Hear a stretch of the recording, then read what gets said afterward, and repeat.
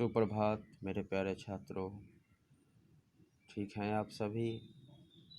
देखिए, आज इस वीडियो में मैं बात करूंगा क्लास 7 हिंदी 2 और अध्याय 5 का अभ्यास जो मैंने कल दिया था। प्रीवियस वीडियो आप लोग देखिएगा, जो कि बोर्ड वर्क था, मतलब बोर्ड पर मैंने लिखा था और वह पाठ्य पुस्तक के ही सभी प्रश्न थे। ठीक है, तो ध्यानपूर्वक देखिएगा। अध्याय 5 का यह अभ्यास है, सिर्फ अभ्यास, और अभ्यास कार्य अलग है। देखिए, शब्द निर्माण मुख्यतः कितने प्रकार से होता है, तो देखिए 3 प्रकार से। ठीक है, दूसरा है उपसर्ग और प्रत्यय में क्या अंतर है। तो मैंने यहाँ पर उत्तर नहीं लिखा है, मैं बड़े ध्यानपूर्वक उत्तर पहले बता देता हूँ, क्योंकि उपसर्ग प्रत्यय सभी मैं बता चुका हूँ। आप लोगों ने अगर बनाया होगा तो मिला लीजिएगा मैं जो बोल रहा हूँ। उपसर्ग उस शब्दांश को कहते हैं जो शब्दों के प्रारंभ में जुटकर अर्थ का परिवर्तन कर देते हैं, या उपसर्ग उस शब्दांश को कहते हैं जो शब्दों के प्रारंभ में जुटते हैं, और प्रत्यय शब्दों के अंत में जुटते हैं। ठीक है, तीसरा है कि समास कितने प्रकार के होते हैं, उनके नाम बताइए। तो समास 6 प्रकार के होते हैं। कितने प्रकार के?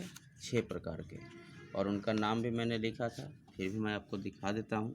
देखिए, तत्पुरुष समास, क्रमधारय समास, द्विगु समास, अव्ययीभाव समास, द्वंद्व समास और बहुव्रीहि समास। क्लियर? ठीक है, आप लोग नाम याद कर लीजिएगा समास का। उसके बाद है आहट प्रत्यय से बनने वाले 2 शब्द, घबराहट, चिकनाहट। ठीक है, क्या बताया? घबराहट, चिकनाहट। अगर आप कुछ और बनाए होंगे तो ठीक है। उसके बाद देखिए, उपसर्ग की परिभाषा व विशेषताएं लिखिए। तो जो मैंने अभी ऊपर बताया है, उपसर्ग उस शब्दांश को कहते हैं जो शब्दों के प्रारंभ में जुटते हैं। विशेषताएं के तौर पर कि यह हमेशा प्रारंभ में ही जुटते हैं। देखिए, मैंने जब उपसर्ग पढ़ाया था तो मैंने उसके बारे में आपको बताया था, उसकी विशेषताएं के बारे में। देखिए,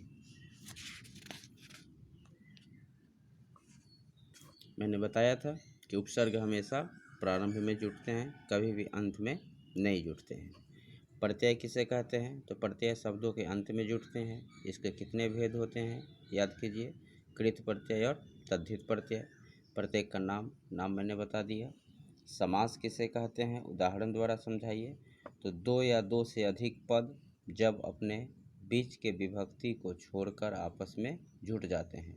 मैं इसलिए नहीं लिख रहा हूँ, मैंने बताया था, और आप लोग कुछ अपने दिमाग पर जोर देकर भी लिखिएगा तो आपको याद हो जाएगा। 2 या 2 से अधिक पद जब अपने बीच के विभक्ति को छोड़कर आपस में जुट जाते हैं तो इस प्रक्रिया को समास कहते हैं। कोई एक उदाहरण दे सकते हैं, जैसे राजपुत्र, मैंने कल बताया था। बहुव्रीहि और द्विगु समास में अंतर स्पष्ट करते हुए प्रत्येक के 2-2 उदाहरण लिखिए। तो देखिए, ये मैं आपको दिखा देता हूँ, ध्यानपूर्वक देखिएगा। बहुव्रीहि और द्विगु समास, प्रश्न यही था।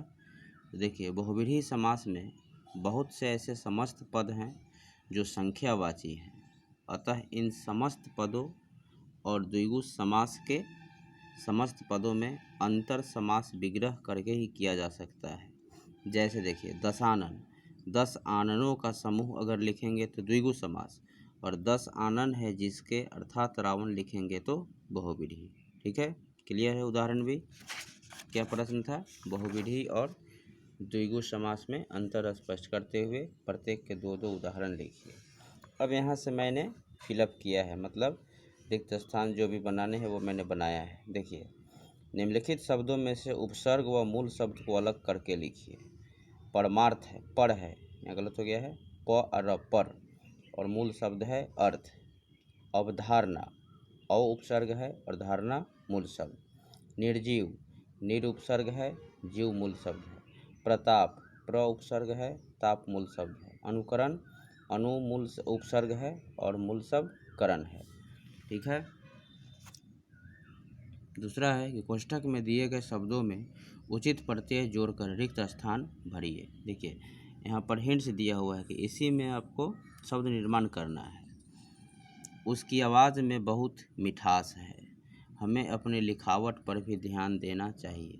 मंदिर के पुजारी जी आ गए, सुनील मेरा चचेरा भाई है, घर की सजावट देखकर सभी खुश हो गए। यहाँ पर जो मैंने शब्द निर्माण किया है वो सभी इस कोष्टक में से देखकर ही, ठीक है। मिठास, लिखावट, पुजारी, चचेरा, सजावट। इसके बाद है कि निम्नलिखित शब्दों में से प्रत्येक व मूल शब्दों को अलग करके लिखिए। तो उपजाऊ में मूल शब्द उपज प्रत्यय आऊ, सजावट में सज और आवट, चढ़ावा में चढ़ मूल शब्द और आवा प्रत्यय, सामाजिक में समाज मूल शब्द और इक प्रत्यय, ठीक है। पांचवा है कि निम्नलिखित समस्त पदों का समास विग्रह कीजिए और उनमें प्रयुक्त समास का नाम लिखिए। तो देखिए, महात्मा, महान है जो आत्मा, क्रमधारय समास। आजन्म, जन्म भर, अव्ययी भाव समास। नवग्रह, नौ ग्रहों का समूह, द्विगु समास। देश विदेश, देश और विदेश, द्वंद्व समास। यथाशक्ति, शक्ति के अनुसार, अव्ययी भाव समास। पंचतंत्र, पांच तंत्रों का समूह, द्विगु समास। श्वेतांबर, श्वेत वस्त्र है जिसका अर्थात सरस्वती, और बहु समास कौन होगा, बहुव्रीहि, मतलब श्वेत वस्त्र है जिसका, उसके लिए नाम आता है माता सरस्वती का। बहुविकल्पीय प्रश्न में देखिए, सहयोग में उपसर्ग है सह, आवट प्रत्यय का उदाहरण सजावट, ठीक है। देखिए ये सभी हिंट्स दिए हुए थे, विकल्प थे। दानवीर में प्रयुक्त समास तत्पुरुष समास, दान में वीर, तत्पुरुष में कौन होगा, अधिकरण तत्पुरुष। निम्नलिखित में तत्पुरुष समास का उदाहरण ध्यान मग्न, ध्यान में मग्न। 7 ऋषियों का समूह के लिए समस्त पद सप्त ऋषि। क्लियर है। तो देखिए इस तरह से यह अभ्यास सिर्फ समाप्त हुआ है, ठीक है। इधर कुछ रचनात्मक कार्य दिए रहते हैं ये बनाने के लिए। चलिए अब हम लोग देखते हैं अभ्यास प्रश्न पत्र 1। यह आप लोग जब प्रारंभ हुआ था, मतलब हिंदी 2 वहाँ से, और अभी जो अध्याय 5 समाप्त है वहाँ तक का प्रश्न है।